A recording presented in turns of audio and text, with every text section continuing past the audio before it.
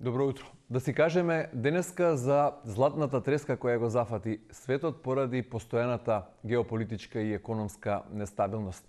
Единствено известно во последниве години е несигурноста, па така ниту најводечките банки и инвестициски фондови не успеа да предвидат цена од $3.100 за унца злато на почетокот на април. Оваа цена се предвидуваше можеби до крајот на 2025 година. На оваа тема утрово зборувам со Неџмедин Буши, председател на златарската секција при Занајатчиската комора на Скопје. Ке зборуваме и за тоа како им оди на дуќаните кои продаваат и работат со злато во Скопје и во Македонија.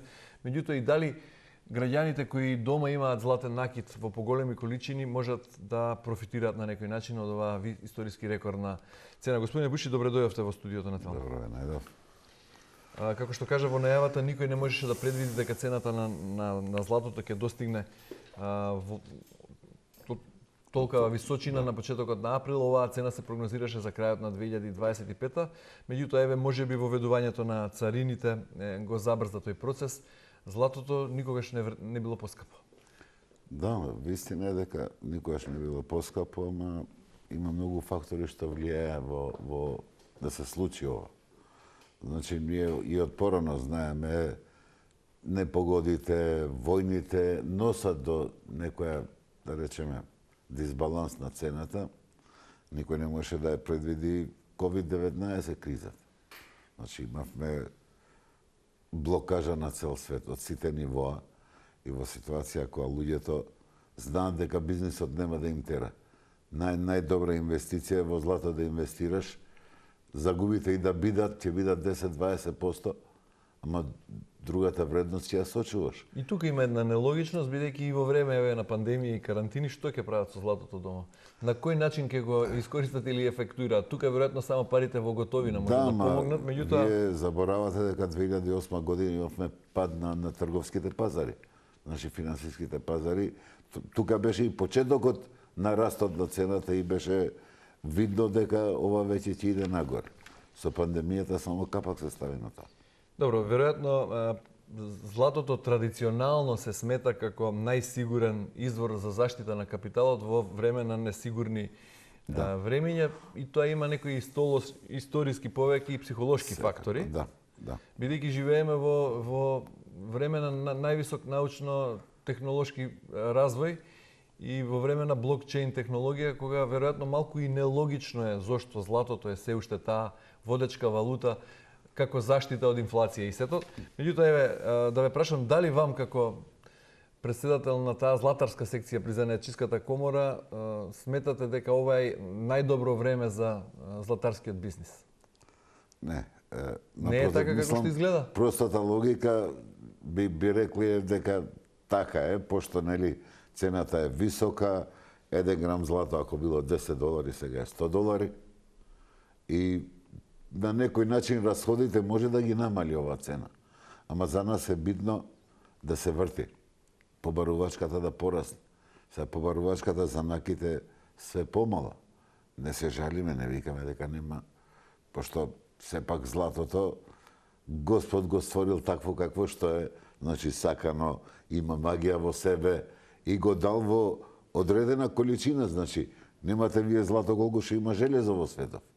Една од значи причините зашто рибна златото пост пандемијата негде и мајнерите тие што копаат, што наоѓаат под мори и по реки, имаат негде околу 25% помалку извадено од предното.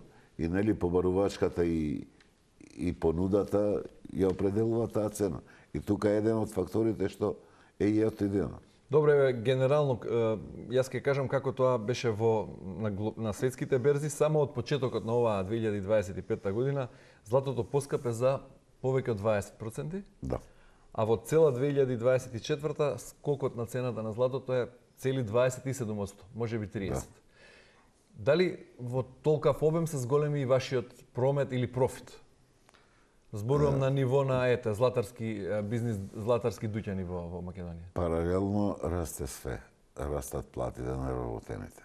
Расте фактурата на струја. Растат приходите. Ви една корпа домашна Ако лани со 1000 денари сте купиле нешто, ова година таа ќе е 2000. Значи, евидентно бројките ни растат, ама добрите остануваат, тие што се, не може да се пофалиме дека има некој раст во тој аспект.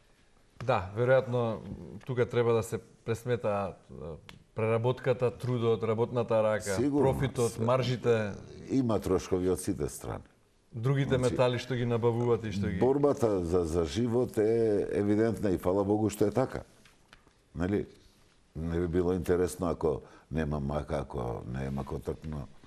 Сега да објасниме, кога станува збор за златото, и постои можност и за инвестирање во така наречено инвестициско злато, и кога станува збор за инвестициско злато, и тука има две опции: да се купи физичко злато, метални прачки, златни да се прачки, купи накид. или да се купи и да се купат и хартии од вредност, односно финансиски деривати, Да. кои потврдуваат дека клиентот купил злато. Така. Вие со тоа не се занимавате. Вие продавате и купувате, откупувате злато како накид, Да. најмногу.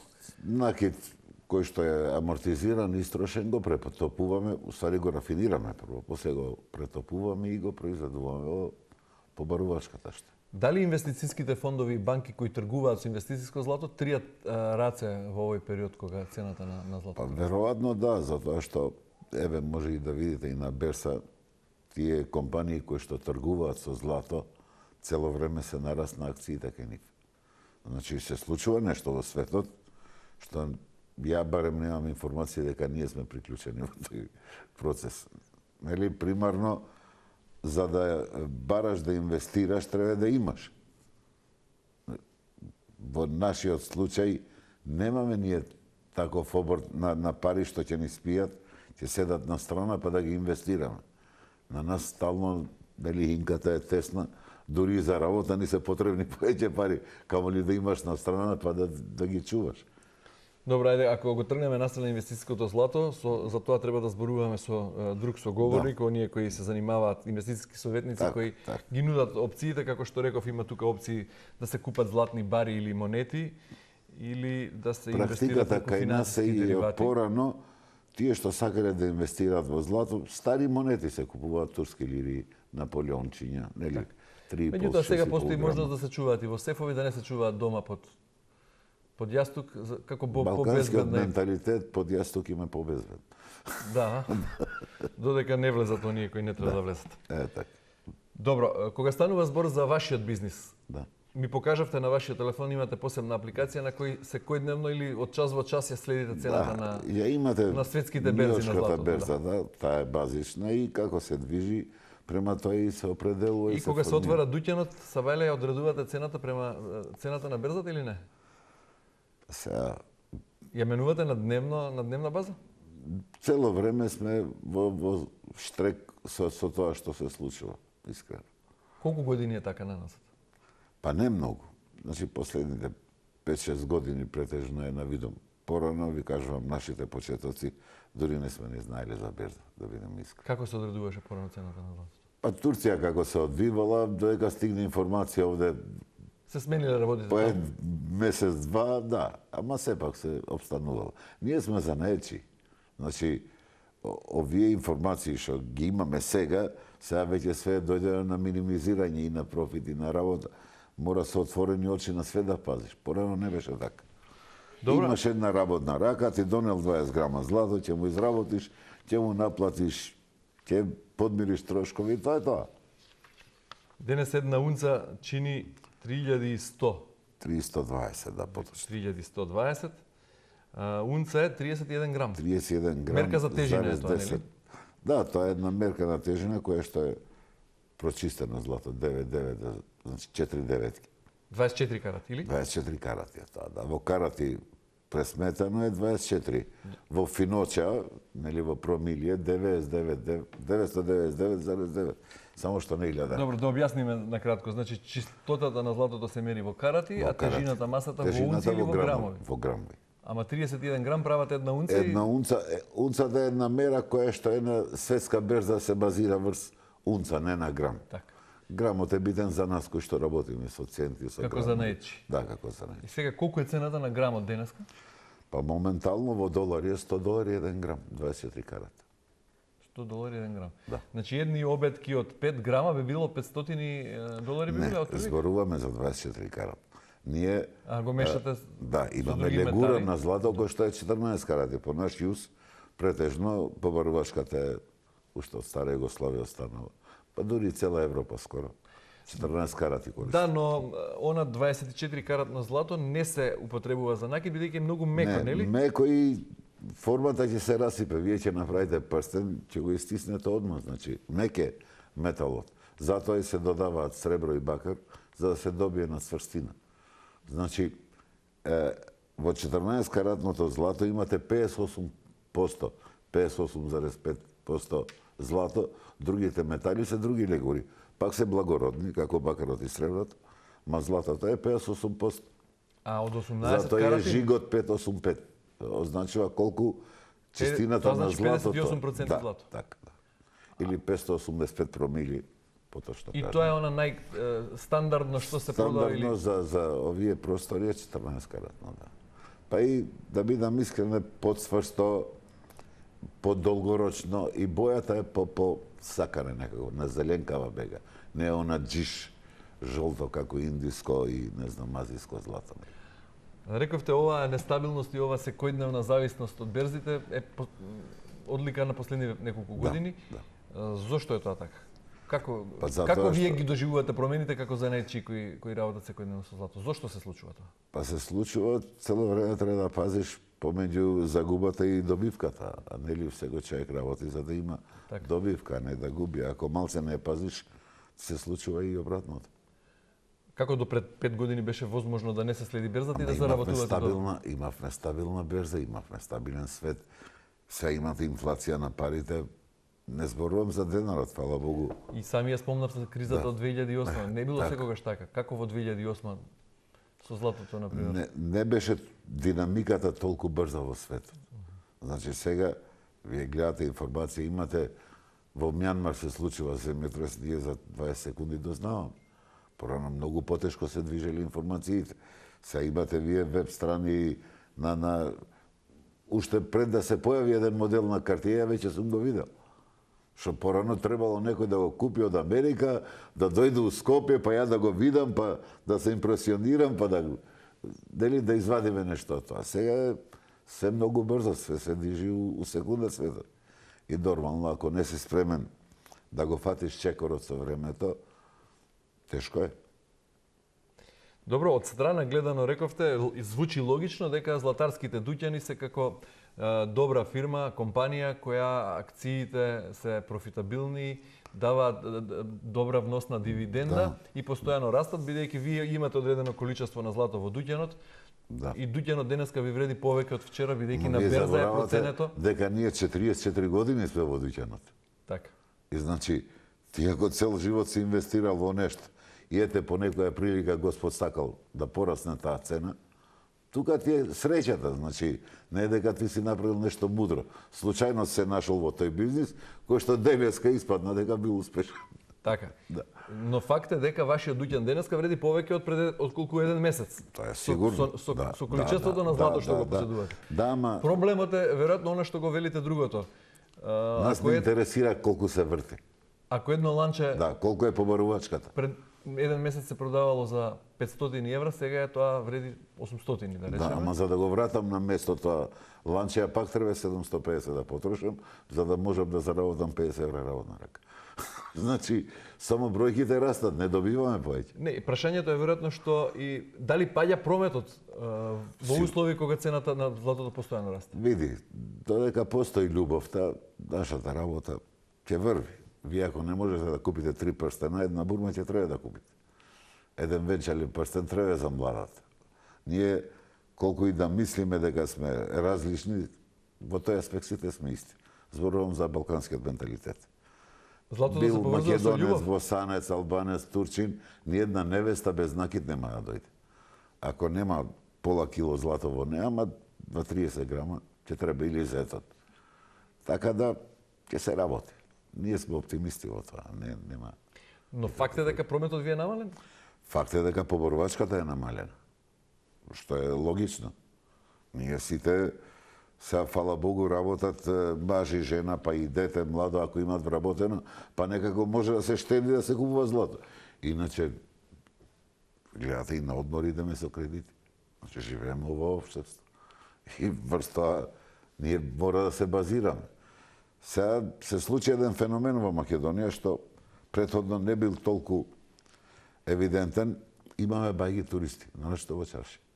И ова е да се поздрави. Значи, некој од претходно, може и ние сме се смееле со тие рекламите Визит Македонија во CNN, волку пари потрошени ова за она, ма изгледа се враќа.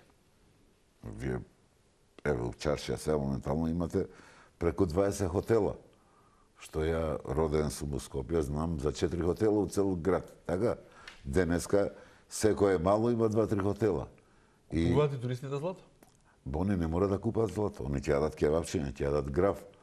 Па тој што продава кевапчиња ќе дојде да купи злато. Значи, се вртат пари. Се вртат, секако. Значи, е позитивно. Добро, е за поздравување.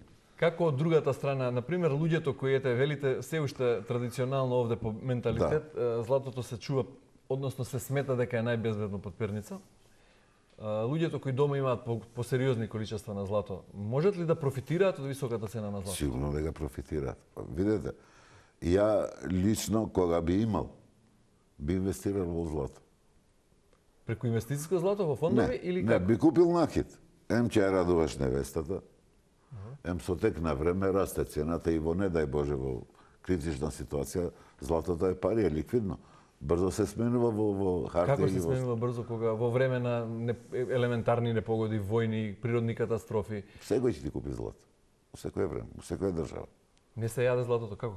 Не се јаде, ама има такви што ќе ти дадат било што. И брашно леп ќе ти дадат, и јагне ќе ти дадат, и све, ако им понудиш злато. Понуди им хартија, не знам дали бил. Кажуваат и бабите од порано и во германско. Тие што имале лири, спасиле глава. Има приказни и приказни во нашите... Добро, секој дуќан златарски претопува злато, откупува злато? Вршите откуп? Тие што се занаечи, да. Колку е цената на златото за откуп? Иста е колку оваа што е продажно? Да, по берзанска цена се движи. Тука нема разлика. Не само во Скопје, било каде во светот. Може да е една мала мажа 2-3%, не поеќе. Колку од златарските дуќани, например, во Чаршија, во Старата Чаршија или пак во Скопје генерално и во Македонија вршат откуп? Има определени дуќани што се определени само на откуп. И они, тоа им е примарна работа. Со таа мажа од 2-3% купи, мислам, тоа им е работа. Меѓутоа, вие гледачите кои не гледаат сега и можеби размислуваат дали да купат или да продадат злато, што би ги посоветувале? Да купуваат уште? Да. Уште прогнозирате дека ќе расте? Сега, Боже, звучам старомодно, ама злато се продава само за мака. Пошто човекот се врзува со емоции, со спомени, тоа злато некој ти го поклонил, ти го купил, значи не е просто само еден накид. И како таквите работи немаат цена да ги дадеш, нели? Па се следат од колено на колено. Рецимо, еден прстен со некој ситен диамант, колку и мал да е, тој никогаш не се продава. Дали тој се наследува. Од мајка на ќерка, на внука, на снашка, не знам кој, ама се наследува. Секој човек не може да процени дали станува збор за вистинско оригинално злато и колку карати, меѓутоа еве дали еден добро обучен или просечен златар од око може да процени дали станува збор прво за вистинско злато, потоа да одреди која кој карате, која чистота на златото станува. Тоа станува рутина од работа. Значи, да земам еден текст, да ви опишам кои се елементите што мене ми даваат знак дека ова е злато, не може да се опише. Ама верувајте, со едно око знам зашто се работи.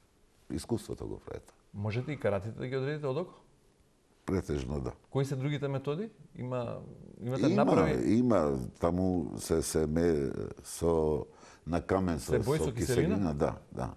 Ако држи, значи е злато, ако го излие, не има начини на контрола, баш кај имаме ние институт, ова што е за проверка на скапоцени метали. Заводот за метрологија. Така. Значи, заклучокот од ова до сега би било дека златото е емоција, златото е љубов, дека треба да се купува и секогаш златото е има магија вредност пред се. и цена. Чудо е. Еве, вие пробајте, земете едно парче злато во рака, ќе видиш, се случува нешто и не се дава. Без разлика на цената. Колку во просек килограми злато има во еден златарски дуќан? Просечно вака. Може такво нешто да се каже или не? Тој податок е од доверлива природа. Интерно, да, секој се знае за себе. Како го обезбедувате златото? Старите викаат, не е злато се што сија. Нели? Ние по принцип кога доаѓа клиентот кај нас не купува само злато, купува доверба. Така бренд. Доверба. Треба да знае дека нема да го излажеш со години, треба да бидеш чесен, на крајот крајава. Тоа е нашата работа. Како ви обезбедено златото од кражби? Се чувствувате безбедно, бидејќи толку злато да се чува на едно место? Па не знам, вие зборувате за некои големи количини, а не знам дека има толку. Немате големи количини. Да. Добро. Не, безбедно е, фала Богу. Што е со цената Не на... се случило да има такви работи, барем не у старата Скопча Срши. Што се случува со цената на другите вредни метали? Дали цената на среброто, например, Среброто е го следи отидено, графот на оваа го цена? следи некако што е златото, ама го следи, ама еве лично јас сум изненаден од платиниумот. Тој уопште не е мрднат, $27,000 беше и пред 20 години и денеска. Значи во време кога златото беше $9,000, платината беше 27. Се златото е отидело на 100, ова е пак 27. Сега дали помалку се користи во технологијата, пошто и тоа влие. Рецимо телефони, не знам ја, лаптоп, компјутери, коли, овие сега новите што се наструја, веројатно се користи злато во електрониката и тоа и може да е дел од побарувачката што ја крива цената. Господине Буши, колку време сте во бизнисот, рековте? Со злато? Па, ако се смета и Чирак од 74-та. Дали се сеќавате тогаш кога почнувавте? Колку беше цената на златото? Еве. Како не? Колку беше грам злато тогаш? 16 марки. 8 евра. 8 евра би било во денешни. Да. Значи 8 евра сега е? Па сега е изработеното 14 карат. Тоа што тогаш чинело 8 евра. 80 евра. Тоа што било 8 евра во 74-та пред година, сега е 80. Таа цена беше до 2000-та година. Немаше, додуше не, 92 година, падот на Русија направи една драстична намалување на цената, не намалување имаше тоа, да. Па види, кога една голема држава ќе се растори како што беше Советскиот сојуз, они во таков момент сите државни резерви ги вадат на пазарот, нели, за да обстојат. Тие па што купуваат, ќе ти намалат цена и голем производител, и многу ископува злато. Еден од главните за гиганти, да. Па и тие, еден од фактори што раста цената беше кога Индија, Кина и Русија решија доларите во државните резерви да ги претворат во злато. А и сега многу централни банки купуваат злато, така што предвидувањата се дека златото и натаму ќе расте. За среќа се појави нешто ново на пазарот, а тоа е криптопазарот. Значи, многу од луѓето што имаа пари, што ги вложија во криптовалути.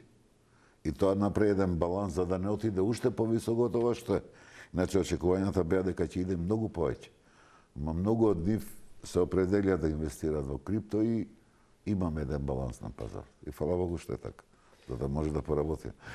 Добро, и за крај уште, што е најголем предизвик друго на ниво на златарска секција при занаетчиската комора, како и другите занаети, можеби им оди полошо отколку на златарите, бидејќи се повеќе изумираат во занаетчиските. комората и со директорката и со председателот цело време имаме, одржуваме семинари, обуки, соработуваме со училишта, што повеќе да ги мотивираме младите да останат овде. И да се занимаваат со занет. Па не можат сите директори и министри да бидат. Треба да сватиме дека треба да се работи. А занатот е убава можност, ако ништо нема да добиеш, нема шеф на глава. Значи, со твојот занат, газда у своја куќа си.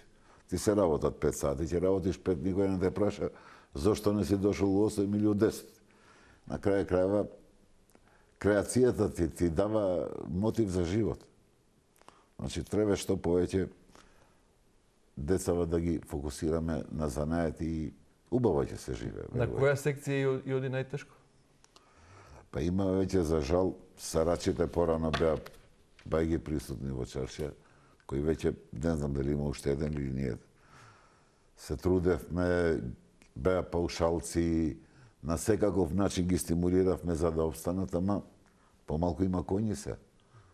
Се автобаничарите се тие што ги заменија сарачи, тие со нели амови и чуда што правеа. Казанџиите се помалку ги има, крзнари се помалку ги има. Кројачи пола чаршија беа, сега се уште тројца, четворица. И лошото е што нема калфи и чиравци. Ова е посебна тема за разговор. Да. Денеска ви благодарам за исцрпните одговори во однос на цената на златото и Се бизнисот на трудевме златарските тоа што го буќани. знаеме да го изнесеме. Фала ви на вас за поканата. Да.